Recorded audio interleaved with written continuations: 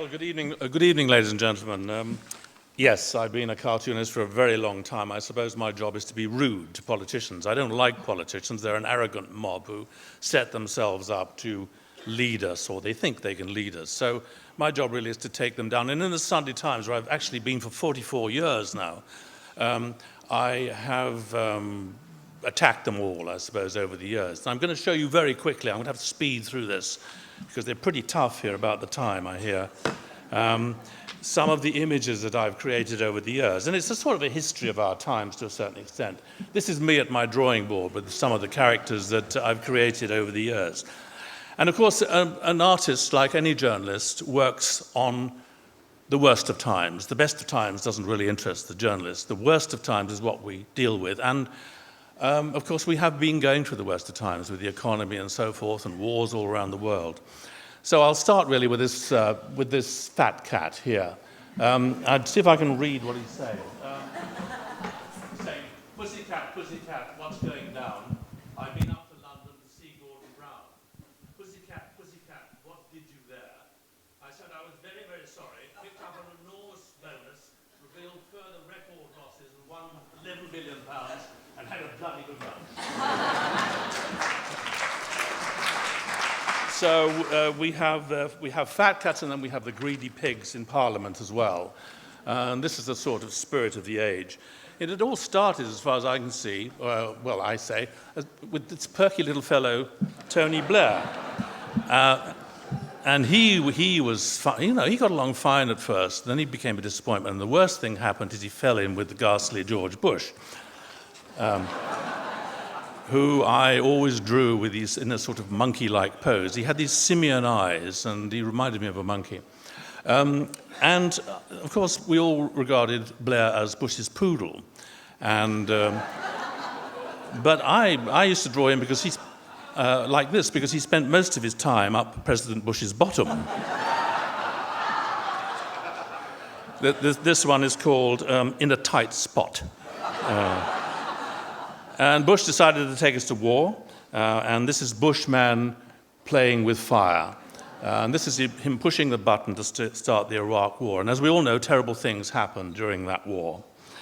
And I made a drawing of Bush flying over the Iraq flaming fields, and it says, "Is it a bird? Is it a plane? No, it's a fucking disaster." And eventually, of course, Bush had to go. And Blair then found himself shackled forever to the ball and chain of Iraq. Though he tried to escape, he became unbelievably the Middle East peace envoy, and ended up selling his memoirs and signing them on the coffin of a British soldier. After Blair went, we had the dour Mr. Brown, the dull Mr. Brown. I found him very difficult to draw. He likened himself to Heathcliff. So I called this Dithering Heights. And he was also known as the clunking fist, but he spent most of the time clunking himself. And then there was that time when the grubby MPs started fiddling their expenses, and here he is sunk in a duck house, in a moat. And then, unbelievably, do you remember there was our Home Secretary, Jackie Smith. Here she is seen guzzling at the trough after fiddling her expenses. And we actually found out that we were paying for her husband's porn videos. So I couldn't... This is Jackie's porn video. And you're very lucky tonight because I've actually got a still from this porn video. There we are.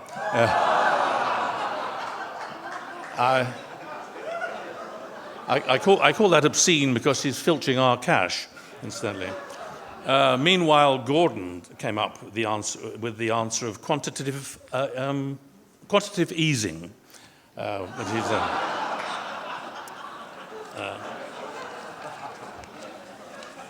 The Tory party, meanwhile, were looking for their new leader, and they eventually came up with Mr. Cameron, who was favoured by Rupert Murdoch in The Sun, so I couldn't resist making this drawing. Mr. Cameron enjoys The Sun, but he does have his knockers. And then the election was called, and we found ourselves between two stools. And Brown lost his head. And then we have this strange beast now called the coalition, and push me, pull you. And that is a very sort of strange beast, always fighting itself, really. And this one, when is a pledge not a pledge? When it's made by a coalition. And then the Labour Party went into Labour to choose its new leader, who was stillborn. Now, people ask me, do I have any heroes? I suppose the only person I can think of, apart from Mandela and so forth, is Obama. When Obama was elected, I was so pleased. He had so much against him, and I thought he was a good man, a good liberal man. And I always drew him as Superman too. But of course, like what goes up must ultimately come down, of course. Now, I find Obama difficult to draw. Some of them I can't get immediately, but others are ready-made caricatures, like John Prescott, for instance, here seen with his mallet, and of course Anne Widdecombe. This is her before she had her blonde hair and did come dancing. Abroad we have Sarkozy, a little tiny man, so wherever they're small I exaggerate the smallness. And this is Berlusconi, who is a sort of Italian joke. And if you look carefully, you can see his face is made up of a naked lady. But others are absolutely impossible to draw. Ian Duncan Smith, I remember, I could not make anything of him. I used to leave his face for other people to fill in. I get so bored with drawing politicians that I also draw showbiz. This is Hugh Grant, looking divine or looking for divine. This is the Rolling Stones, Keith and Mick. And what else have I got here? I have to remember. Oh, yes, and of course, royalty. I love drawing royalty. I think they're fair game, too. And this is Prince Charles, our organic prince, which I've called genetically modified weed, this is. We have Prince Andrew, the Grand Old Duke of York, who's falling down the hill. And I always try to say something with my drawings. This is a drawing of Princess Diana, and I've tried to suggest here that she, by mixing with the pigs of the press, of which I suppose I'm one, has sullied her virgin white gown. So it's sort of live by the sword, die by the sword in her case. But I suppose my favorite by all over the years has been dear old Bill Clinton. It's always funny when, sex comes into the picture. Of course, when we found out that he'd been telling lies, I couldn't help but think of Pinocchio. So,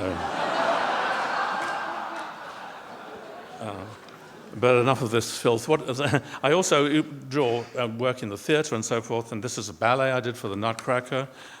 This is Orpheus in the Underworld that I did for the E&O. And I work in the theatre a lot, and it's wonderful working in the theatre because it's like working on a gigantic canvas. The little drawings I make are spread across the stage.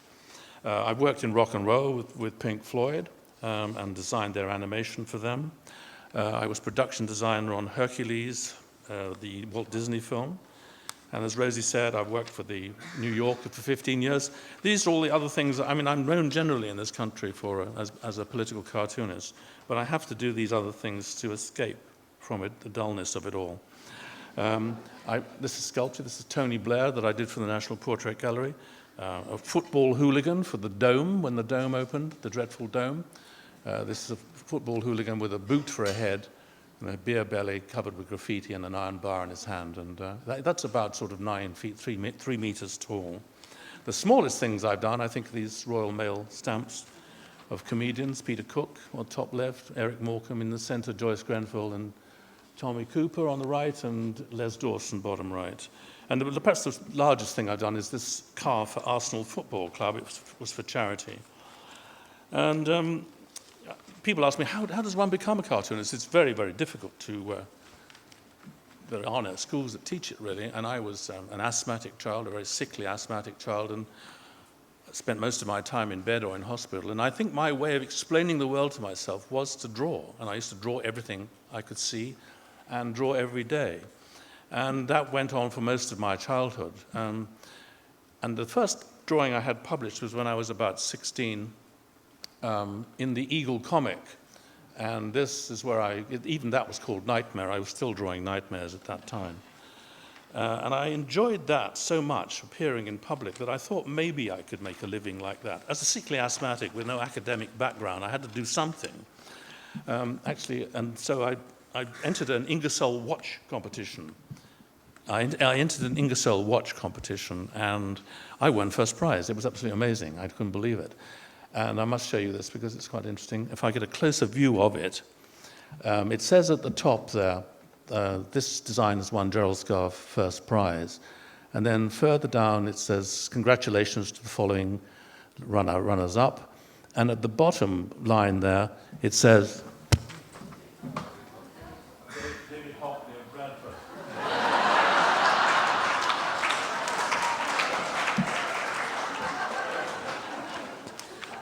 Since then, David's been getting first prize, and I've been getting consolation.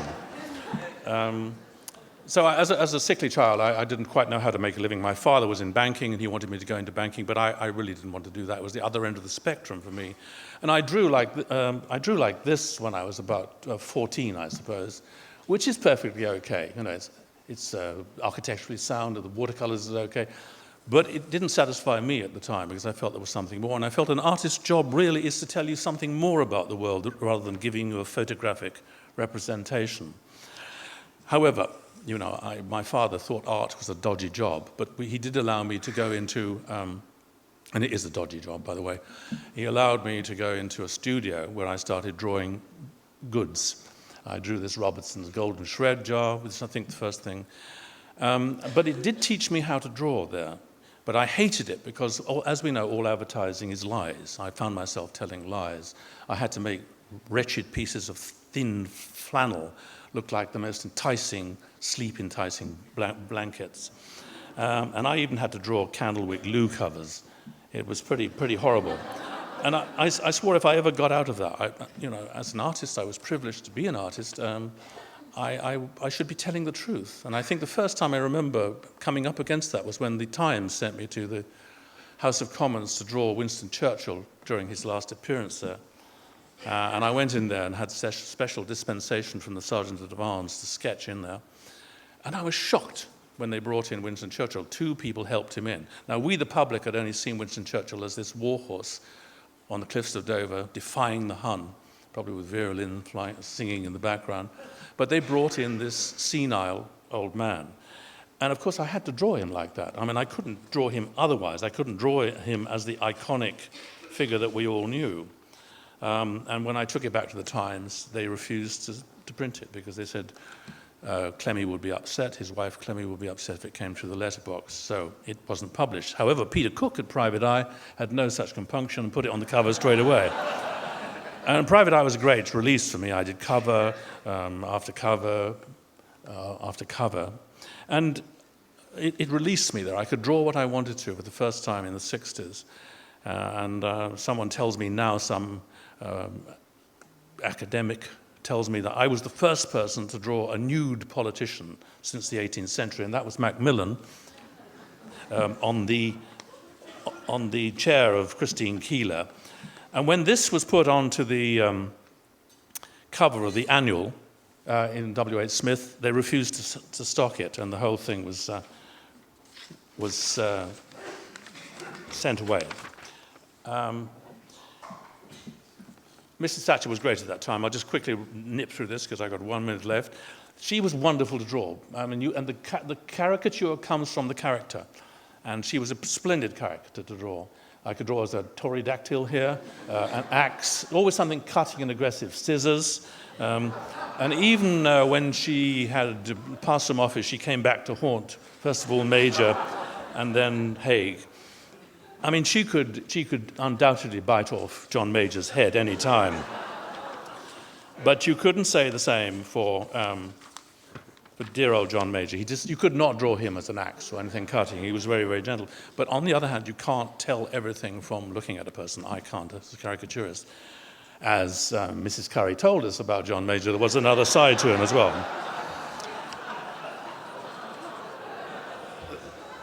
This one is called A Ghastly Thought. People ask me, do politicians, are they offended? Unfortunately not, they aren't. I think, if anything, it's all grist to their mill. They'd rather be drawn as a warthog, be noticed, than not drawn. And this is Norman Lamont when I had an exhibition at the House of Commons, standing in front of his David Owen, and also David Cameron and David Davis there. And they of course think it's a great joke, you know. So it's a great privilege, really, to be able to draw in the Sunday Times, to have this freedom. I think during the Danish cartoons, I made this cartoon, which I called an offensive cartoon, and that was the burning of the freedom of speech. And I'm very much aware of it. And when I went to have my book printed in China, the last book, I had to go there and check the colors. There are certain drawings they would not print in China. One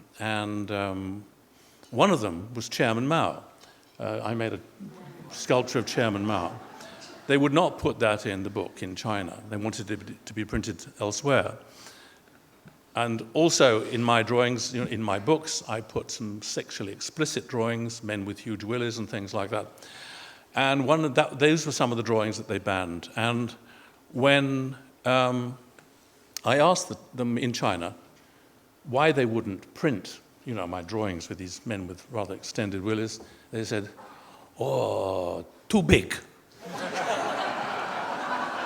So I said, well, that's the way we are in Britain.